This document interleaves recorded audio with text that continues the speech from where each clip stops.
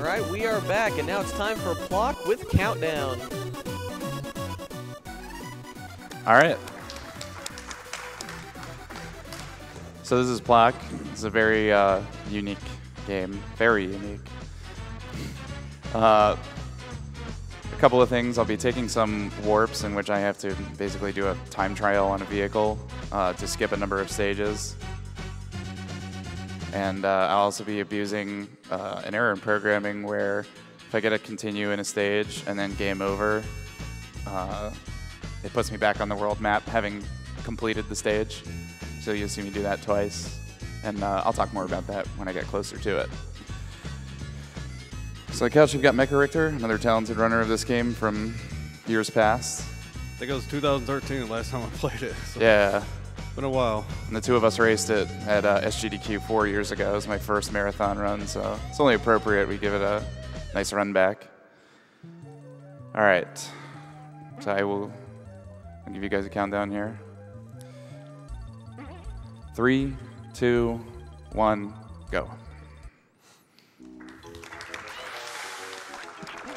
So, as you can see, my main form of attack isn't jumping on enemies, it's actually firing my limbs at enemies. If my limbs run into anything, such as shells or other enemies, then they instantly return to me. But if they run into nothing, then they slowly float back to me. Oops. In case you couldn't tell, it's kind of hard to tell just from watching, but the helicopter, and most vehicles actually for that matter, control like complete garbage.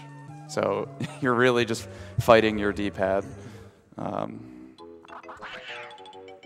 Okay, I got it. So another thing you'll see me do a couple of times there is sliding down slopes. You gain a little bit of momentum, and like right towards the end of a slope, you can get a lot of momentum, and then jump. And at the beginning of that stage, you're supposed to wait for one of these cradles to get across that gap. You can actually just slide and jump.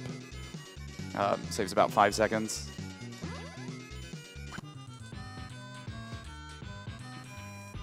And another thing about sliding is, I mean, you can see, if you look closely, and you'll definitely see in the next stage, hills are not like actual angles, it's just a bunch of little corners.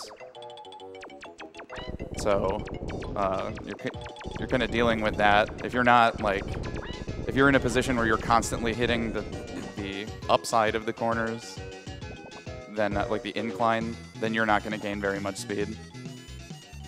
So what he's doing right here is waiting for the platform to cycle through a couple times, and then like the third loop back, it brings you up here, and hasn't really been explained yet, but certain fruit, if you hit it 3 times, it'll take you to a bonus chance where, like, if you complete it in time and don't lose all your health, you warp so many amount of levels, some of them more significant than others. And not every fruit has that ability. Some, it's pretty much just trial and error if you like never played the game before to figure out which ones actually warp you, because normally if you hit a fruit 3 times, it just explodes. It's useless.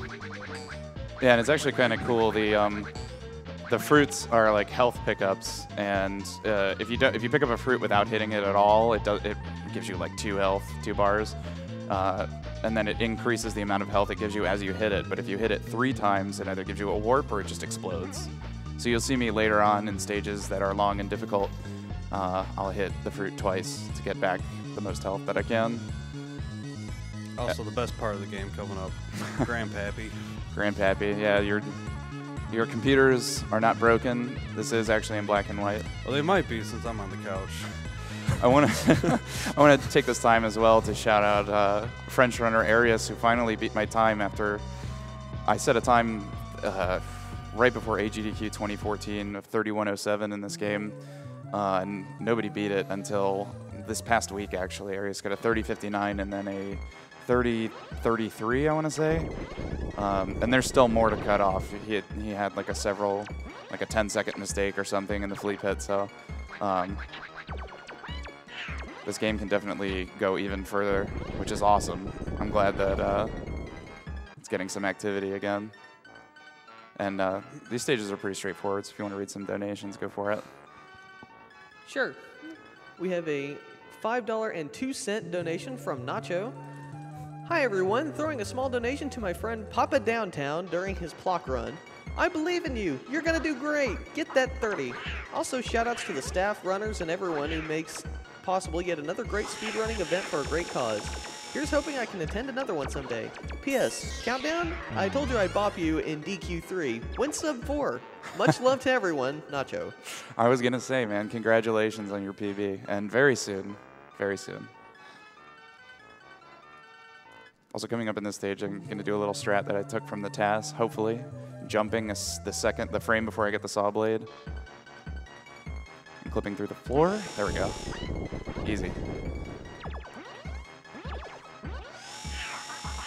Yeah, I don't know how you do that. I tried messing with it for a while. Originally, we were doing like something a little differently. We were like going a little bit further down and then like damage boosting off of this flower and like manipulating his bullets to fire in a very specific spot, and it's rough. But that saves, I don't know how much time it saves. It's quite a bit though. Yeah, you have to walk pretty far to the right and then back to the left. I think it's like 20 to 30 seconds or something. It's pretty significant.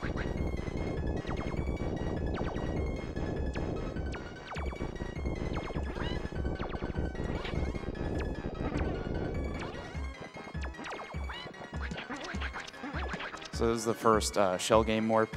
I have to collect all of the shells and all of the patterns without letting it go to the next pattern and missing a shell. If I get all the shells and before they switch patterns, then I get a warp.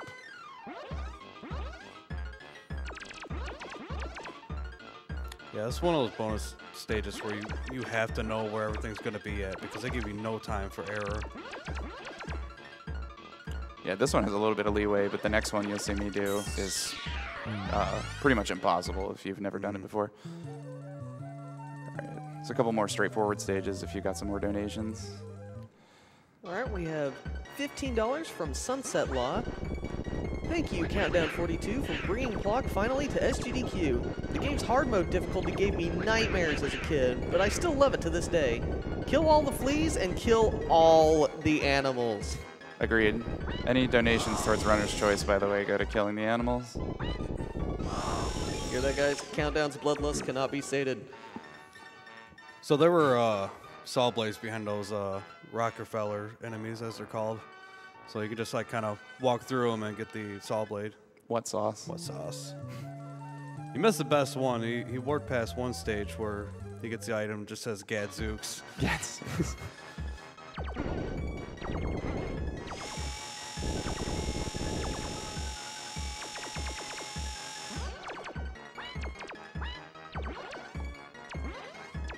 We have $30 from 607. Yay, summer games done quick, or as according to my friend, Super Golden Duck Quivers. I am finally able to donate after all these years of enjoyment. I'm looking forward to Plok, which I haven't seen before, but seems fun. That fun is one way to describe it, sure. Another way to describe it is, what were you thinking?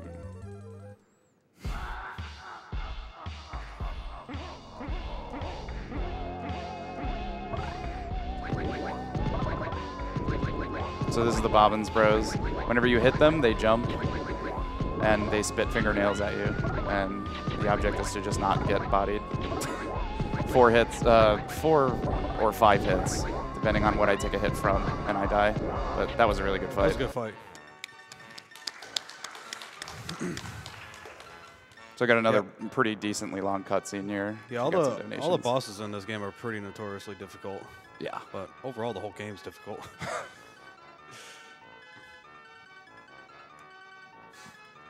We have $30 from Palamer6. Hey, SGDQ, this event is awesome. I'm really glad to see this game again after playing it for ages as a kid. Shoutouts to my friends at Grewine for giving me the best company ever in the past 2 years.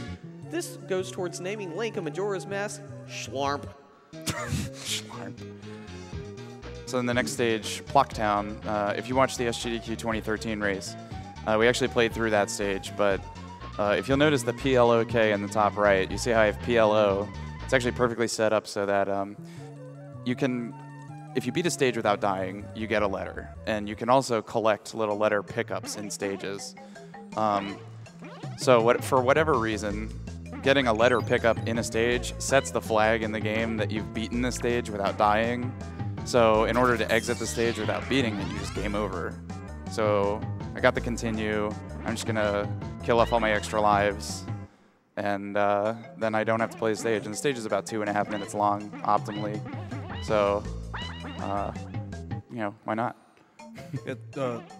Not every single stage gives you the pendant. So, like any stage he warps out of, he doesn't get a pendant. So he can even like die on those stages, and later in the game, that's actually like the fastest way to do it. But it's very, very difficult.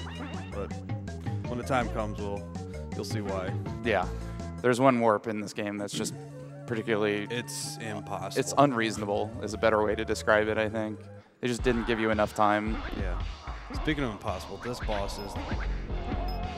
Yeah. So the object is to hit these guys. You hit the drum, and it knocks them out of the air. And the... you want to explain it? I don't want to... So, yes, if you notice, like, there are changes. If they move up and down far enough, you can just hit them out, like, without doing this attack. But sometimes they arc around it just perfectly enough to avoid the spikes altogether. So they can make this fight much longer than it needs to be. And he damage boosted right there just so he can, you know, get some air time to hit him. Yeah, you actually, so there's 2 different jumps in this game. B lets you just do a normal jump where you can fire your limbs while you're in the air. And A does a somersault where you cannot, but it's significantly higher than the jump. But if you take damage at the height of your somersault, then you're Plok again, and you're in a jump state, so you can fire your limbs. So the idea is to save all your health for the last, you know, couple of guys that you can just damage boost and kill them. Also, I'm not sure if we pointed out yet, but like these targets, anytime he hits it, he loses a limb and it grabs onto that hanger. So you have to go back and grab it. But there's one stage that's actually pretty unique. It like takes advantage of that. Yeah. It's that feature. But in this stage, he doesn't really need to get his limbs back because there's a warp in this stage too. Yeah. And once you enter a warp, it refills all your health and gives you all of your lives back. So I clipped up here. I'm going to abuse the slide, the slope mechanic. And that saves about 2 seconds waiting for the elevator over there. Yeah, so this is the other shell minigame. I can't remember if there were 2 or 3. I think there's one more besides this. Yeah. And the one I did before. I'm going to talk about why I'm burning my shells, too. Yeah. So in the flashback with Grandpappy, he was just like looking for his amulet, and his amulet allows him to do the saw blade attack where you just push the bumper buttons, like alternate them, and Plok gets increasingly angry. And if you do it enough, he gets like the angriest face ever, and that just like increases your duration on the saw blade attack, and it hits enemies for every frame, I believe, and it's most effective on fleas. Normally how to get through stages is to defeat all the fleas before you can actually finish it. Yeah, the last one has the gold flag. Okay. Nice. This is actually a lot more. It's incredibly stressful. Yeah. He's making it look really easy, but like you get no time for errors. So that last one made my heart sink a little bit. And that's not even the hardest one. Yeah, so the fire rate on the water, if it's not just right, like he can get bounced back twice, and that's like just enough to make you not be able to get it. Yeah. So this boss can go one of 2 ways, good or pretty terrible. I'm going to do a little strat there. He's too high for me to jump and hit him there, but if you actually somersault while your limb is coming back to you, then you can like bait the limb into hitting him as it's returning if you're like above him and to the right. Yeah, it's kind of tricky though, because you see like the more like limbs you destroy, which is just brutal, like he starts throwing more snot balls or whatever at you, so it's something you gotta be able to avoid. Yeah. You want to damage boost and hit him as many times as you can, but it's a tricky fight. Yeah, I lost about 4 seconds because there was one double hit that I didn't get. He had two patterns, one where he goes straight from the top to the bottom and back up, or he goes bottom to middle, then down, or top to middle, then down and back up. And you can actually hit him twice when he's going straight from the top to the bottom and back up. And you just have to be, oh yeah, that's true. You have to be precise about it, and I missed it. It loses about 4 seconds, not a big deal. So this is the first stage where I actually have to kill all of the fleas to complete the game, or to complete the stage. The first stage, at least in this route. That's fine. Luckily, you can do that. That's the only one you can get a backup on, though. Yeah. So like when he causes that explosion, you got like a very small window to jump through the explosion, and it saves a lot of time each time, because normally you'd have to hit this thing and then very slowly climb up. Yeah, so it's really nice. I also like to mash the jump button on slopes, because they're not slopes, and then it makes a funny noise. It just makes a repeated jump sound. Oops. The people ever getting through this stage for the first time, they will probably do what I did in the race and took a wrong direction, ended up making me have to intentionally die, because it's impossible to continue if you go a very specific route. Yeah, there's actually it's a neat little puzzle mechanic where, you know, some of the targets require either an arm or a leg and won't take both. Like, you need one of those. So if you haven't done it in the correct route, you haven't gotten your limbs back. Like for instance, right there, if I didn't have an arm, I wouldn't be able to get through here. But luckily, there's a couple of costumes in this stage, and Plok's costumes give you all of your arms, or all of your limbs back. Unfortunately, we won't be able to see the best one that you just passed by, which is Deputy Plok. Yeah, if this wasn't on like decent pace, I actually probably would have done it, but yeah, this is good pace so far. That was kind of a mistake. I forgot that right there. You only have the leg, so. Yeah, you gotta be careful taking out fleas, because they have just enough health that like if you jump and land on them, sometimes you get hit. So in some cases, it's better just to hit them once and then saw blade them. Or if they jump, you want them to jump. That's the most optimal strategy. Hang on. All right, that's the most crucial one. Yeah, so if he would have went this way first, I wouldn't have had arms for that. Yeah, that's where they catch you. Yeah, so the general strategy for killing fleas is hitting them once. They have 3 HP, so they turn from dark blue to light blue and then to green, and then they die. So the idea is to hit them once so that they turn to light blue, and then you can actually just saw blade them on the ground. If they're dark blue and you try and saw blade them on the ground, there's like a decent chance, unless your positioning is just right, that you'll take a hit from them and they'll stay green. You won't do all 3 damage. And that was a really, really good stage. Mm-hmm. Yeah, that's one of the toughest stages for sure, especially like first time playing it. So I did I abused a little mechanic where you have like a frame to jump at the beginning of the stage. Just saves a little bit of time there. So as you saw, those targets required my legs, and now I have to play through the first half of this stage on my torso. The controls are, oh no, this is bad. Oh. Okay, I have to just not take any more damage. So the idea is I'm just pressing forward and holding down to slide down slopes. And I did a little left right there. Yeah, the slide in the stage is kind of weird. Like, your forward momentum is like so fast that like just holding back will just keep you in place. Yeah, you'll stay in place, but you'll maintain your momentum. So the second you press forward again, you're still going really fast. It's hard to explain without actually, you actually doing it. Yeah. Okay, so now I have to go back and kill fleas. I'm glad that I didn't take any more damage, because now I'm at full health. That was almost really good. Yeah, getting all 3 of those Yeah. with that saw blade is a blessing for sure. Okay. Yeah, getting them grouped up is just, you can't really manipulate them. They're way too erratic.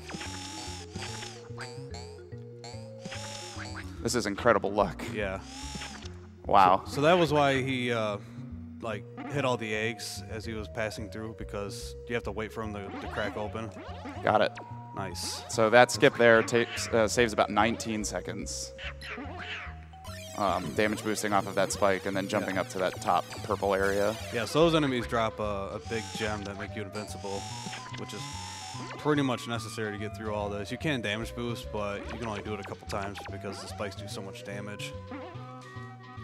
And these guys, so you have to hit them twice within a certain time frame. Yeah. I have enough health. I'm just going to leave.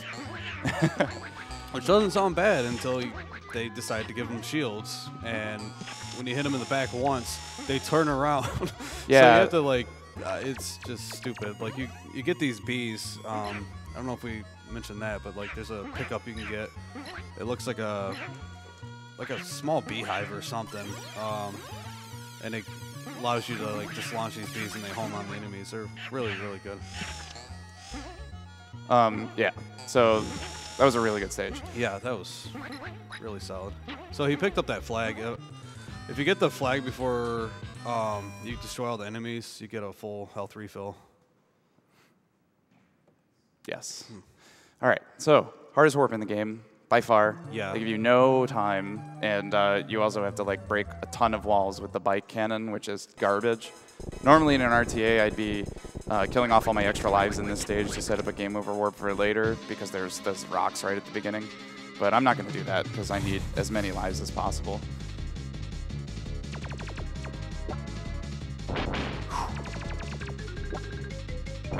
All right, looking good.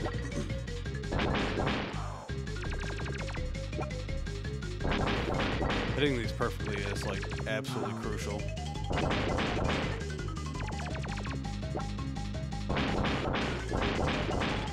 Should be good. Gonna take a good luck damage boost Nice. there. Easy, every time.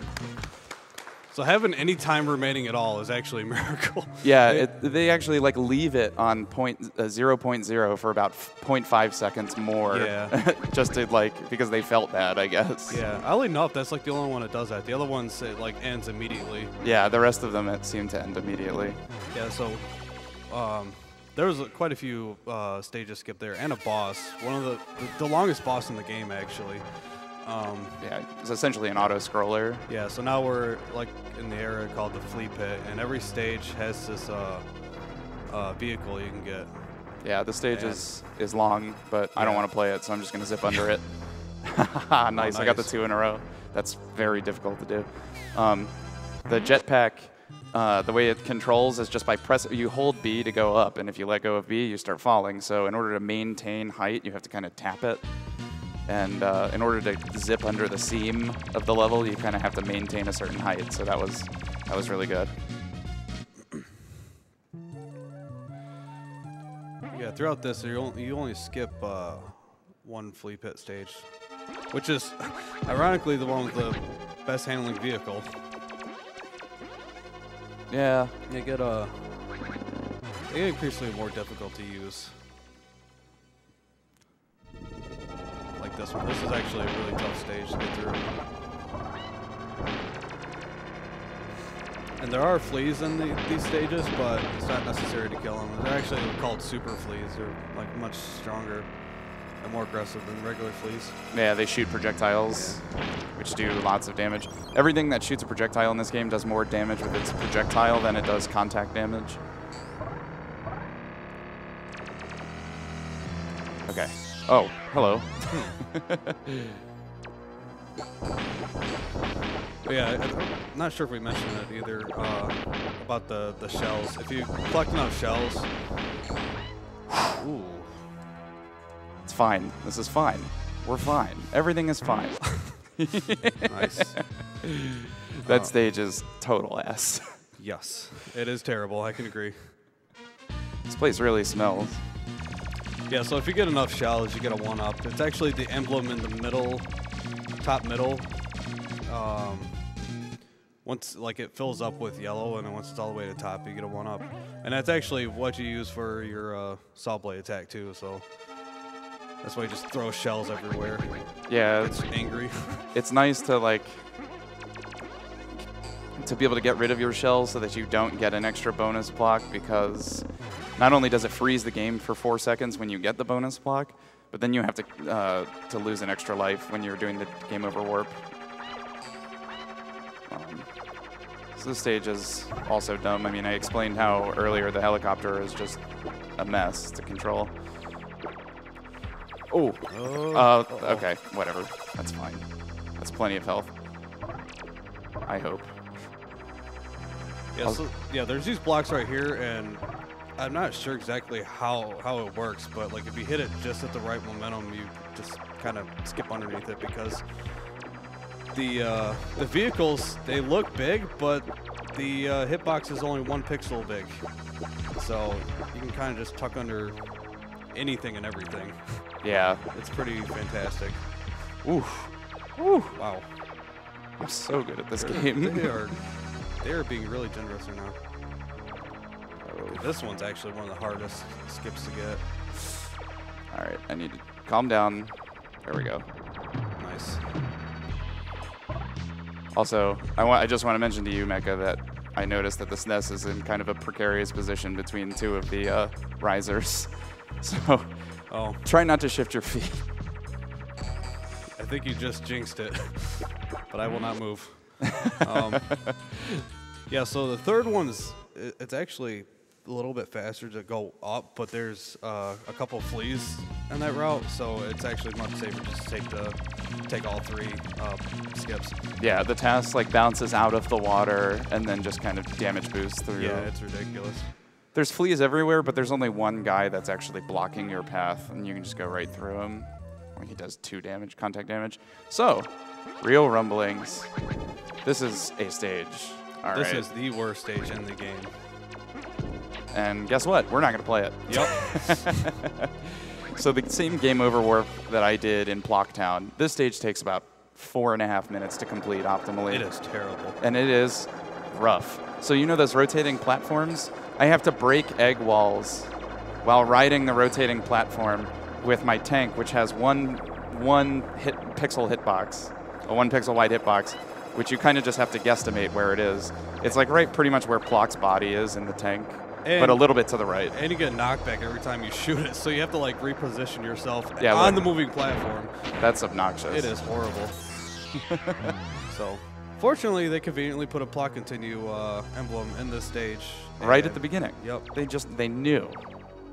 And all the stars align perfectly to where like you get just enough. But yeah, I remember I found this out by complete accident one day, and I finally figured out what causes it. It's Yeah, I'm pretty grateful for that, because Yeah. I remember when I first started running this game, I had to learn the tank stage, and then it was like before I got to the flea pit really in my learning that you guys had discovered it. So I was incredibly grateful, because man, it's something. Yeah. One of the lead programmers, I asked him about it because he tweeted about it, or no, he linked it on his Facebook, our race. Oh yeah. And I asked him about the skip, and he's like, yeah, that was not intentional. Oops. Yeah. And they apologized about the motorcycle bonus stage. Yeah. He's like, yeah, we messed up. It's okay. It's okay. It can be overcome. So this is the last vehicle the UFO ironically controls the best. Yeah, it's incredible. Like it does. You press a D-pad. You press a D-pad direction and it moves like 1 pixel in that direction. You know, like exactly how it should be. Yeah. Okay, I'm gonna shut up here and not die. Oof.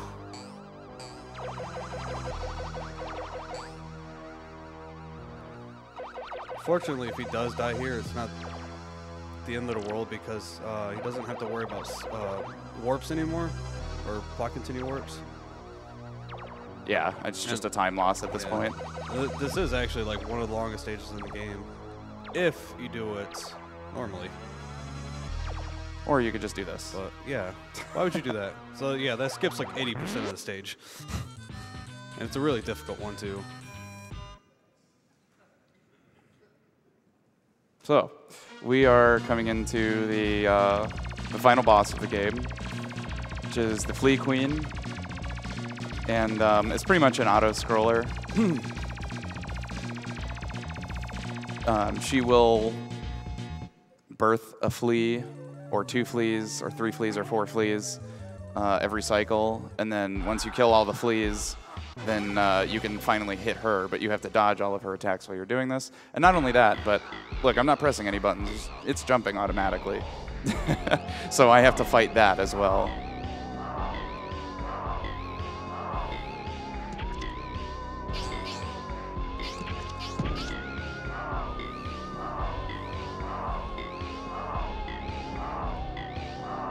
Oh, wow, okay. Yeah, I don't know how you didn't get hit by that. I don't know. If you're a fan of shoot 'em ups, you might be a fan of Plok. There's lots of janky hitbox abuse and bullet dodging, at least in the later stages. Now, if you're wondering why the music's so good, it's done by the legendary Tim Fallon. Although I was reading today, his brother wrote the majority of the soundtrack. Yeah, so yeah, his brother worked on it too, Jeff Fallon. Yeah.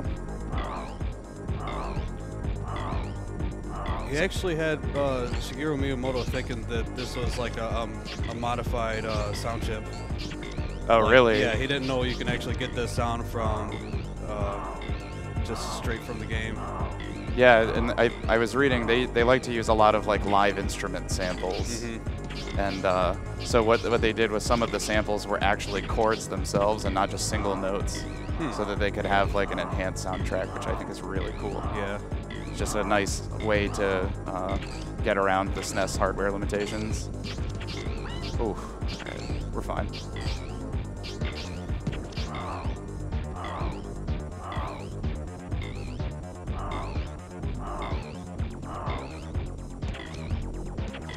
So I'm going to go ahead and say it now since I'm pretty much in the clear. I could have PB'd if I had done optimal strategies here. 3105, 3106, my PB's 3107, 3108, time.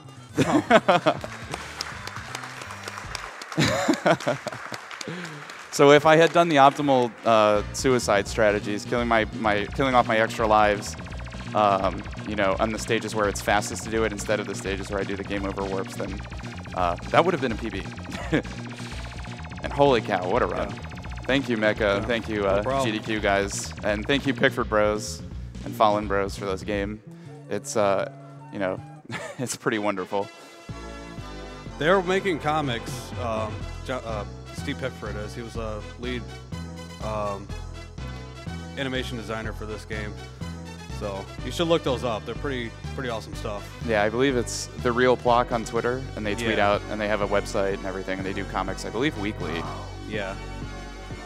Kind of carries on the story of Plok. So if you love this game, you should definitely check that out. So much for being nervous, man. Right? Whew.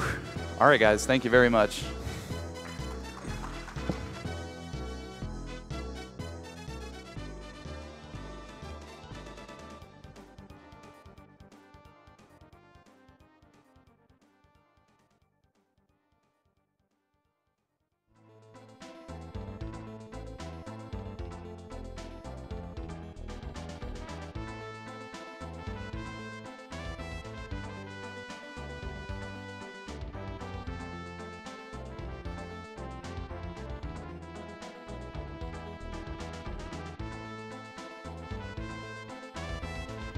You're watching Summer Games Done Quick 2017, and we'll be right back after a quick ad.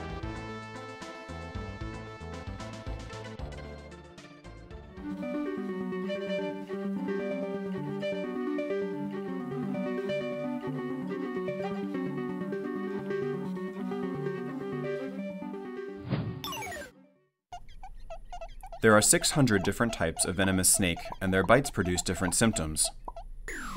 Not all are fatal, but they can lead to complications such as amputation, kidney failure, or chronic neurological disorders. Yet snake bites remain an all too neglected public health issue. Few antivenoms adapted for use in developing countries can stop the effects of multiple types of venom simultaneously. Fav-Afrique, however, is effective against the venom of at least 10 of the most dangerous snakes found in sub-Saharan Africa. It is used extensively by MSF teams in the field. Take Paua in northwest Central African Republic, where the teams treat 300 to 400 people with snake bites every year. The chief culprit here is the Echis ocellatus viper, whose venom is among the most dangerous in the world, killing around 10% of its victims. The mortality rate drops to under 0.5% when antivenom serum Fav-Afrique is administered in time. But between 2016 and 2019, Fav-Afrique will be unobtainable. At the current rate, in Paua alone, over 1,000 patients are in danger of not receiving treatment and suffering serious complications, and 100 of them may even die. To understand why there will be no serum in the upcoming years, we have to go back to 2010. In 2010, Sanofi decided to halt production of Fav-Afrique, viewing it unprofitable. The decision was only made public 3 years later. Sanofi produced its last batch of serum in 2014, which will expire in 2016. A transfer of technology is underway to enable another laboratory to take over production, but the new serum will not be available until 2019. Manufacturing the antivenom is complex.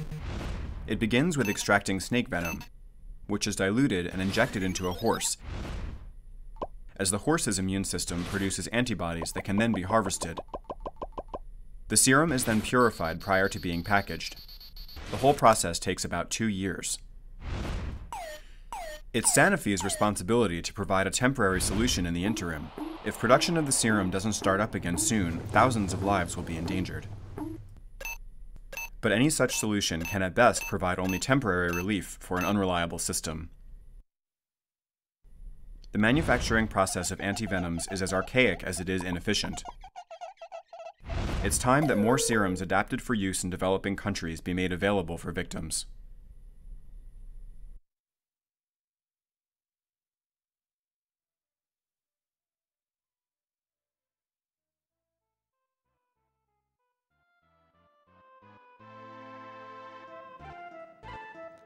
Alright, we are back, and just a few more quick comments before I get out of here. $20 from Unknown Drive. It started with watching clips, then catching both streams this year, and now I can donate for the first time. Thank you for not only celebrating speedruns, but making runners all come together for charity. We have $5 from Kitty. Plok, a game from my childhood. Very happy emoticon. As a kid, it was always way too hard for me. And as always, save te animals. Very upset emoticon face.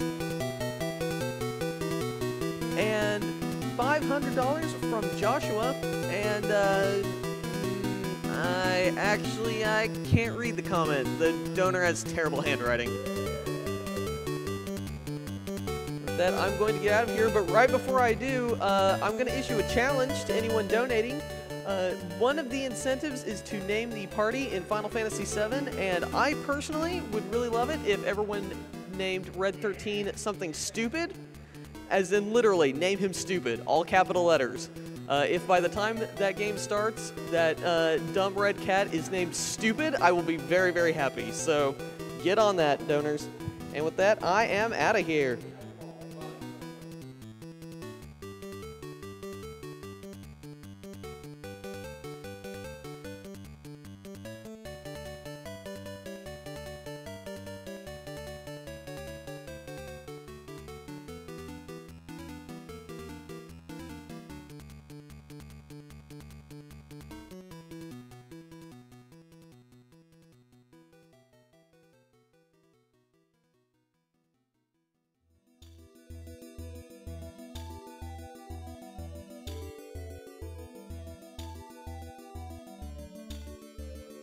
For those of you just tuning in, you're watching Summer Games Done Quick 2017.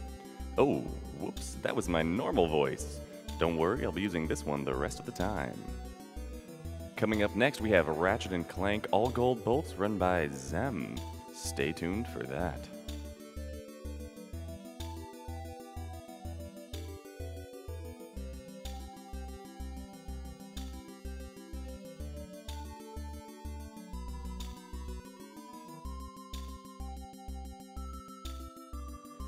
As a reminder, there are some donation incentives coming up for Chrono Trigger later today.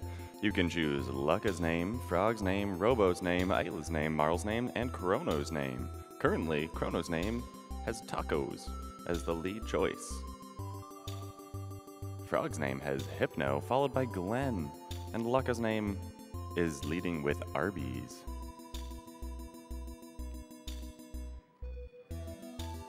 We have a $60 donation from Inmate337 who says, "Been watching Games Done Quick since 2012, but decided to stop lurking for the first time. Welcome to the land of not lurking, Inmate. Glad to have you here."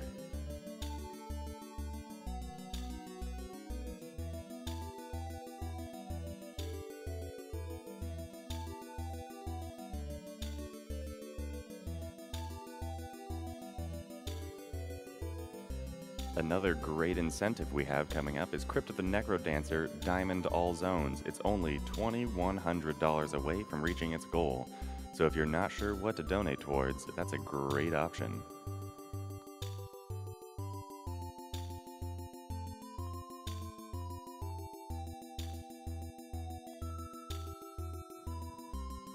The Kobura donates $20 and says, "Thanks again for the great SGDQ 2017 for Doctors Without Borders.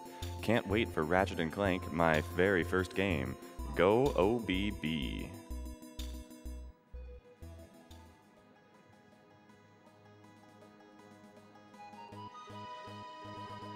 And we have a $50 donation from Stonemason that just says, "Thank you." Thank you, Stonemason.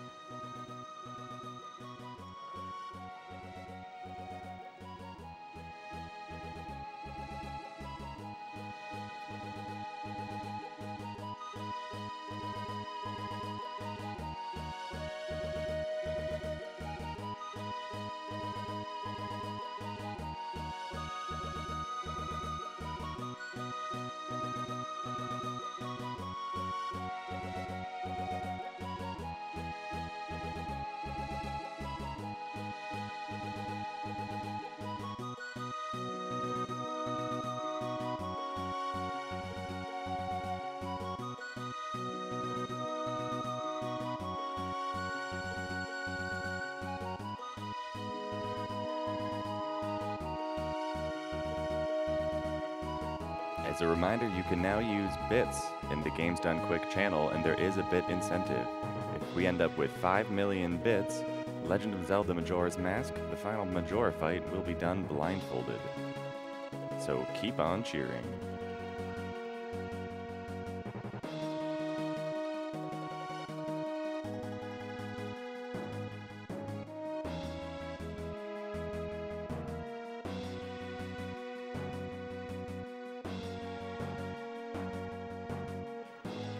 Grimoire Weiss, or Vice, depending on what language it is, donates $10 and says, "Love the informative animation on Medicine Sans Frontiers.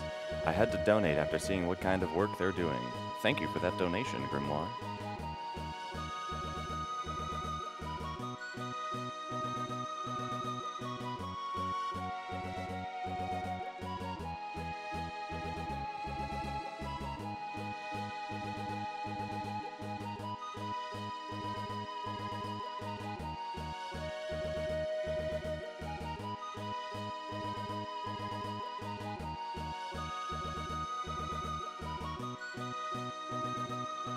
Overrealm donates $50 and says, "I'm gonna miss the Rack Daddy Clutch his all gold bolts run, so thought I'd get my donation in early. Good luck to Zem and put this towards his choice."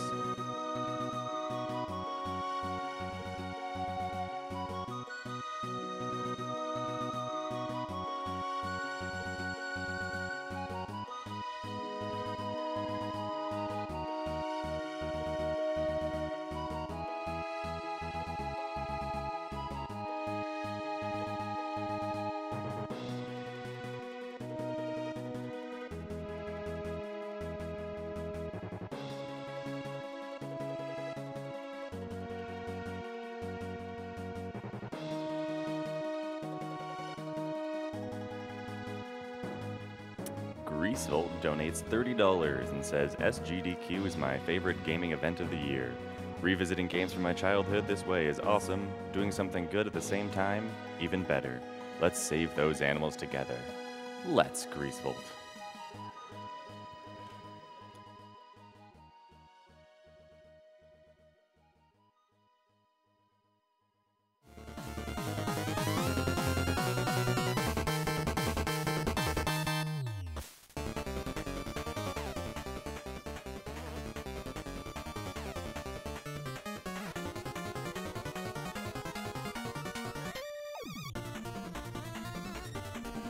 Alsagon donates $5 and says, I had to restrain myself from spending these $5 to buy a game, but I wanted to do a good deed.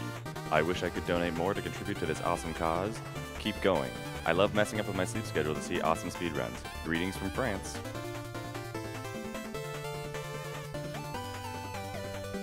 We have an anonymous $5 donation that says, Yo Zem, good luck with the run, you deserve it, try not to get distracted on Veldin 2. Therefore, let's get right to that run. Here we go with Ratchet and Clank, all gold bolts, with Zem. It is now. It is now. Hi. Hello. What's going on, everybody? Are we good? Yeah. All right. So I guess we're just going to start it up here. Actually, we should do a roll call. We have a lot to talk about, so we're going to do a roll call before we start. I think that'll be the best idea. So I'm Zem. I've done a few of these here now, a few different Ratchet categories, and now I'm doing Ratchet 1. Yeah, he's the least important one here. Yeah. I'm Spike Vegeta. This is my thumb. I'm Jay Hobbs. What's up? I'm Tones Balones, and I created this game. And this is Blakester. He also runs some Ratchet stuff. Dude, that's an awesome name. All right, let's go. All right, here we go. So the way it works, Really we is, dude. start on when I gain control of Ratchet. So I'm going to load the file, then count down from 4, and then when I hit 0, we start. So 4, 3, 2, 1. All right, all right.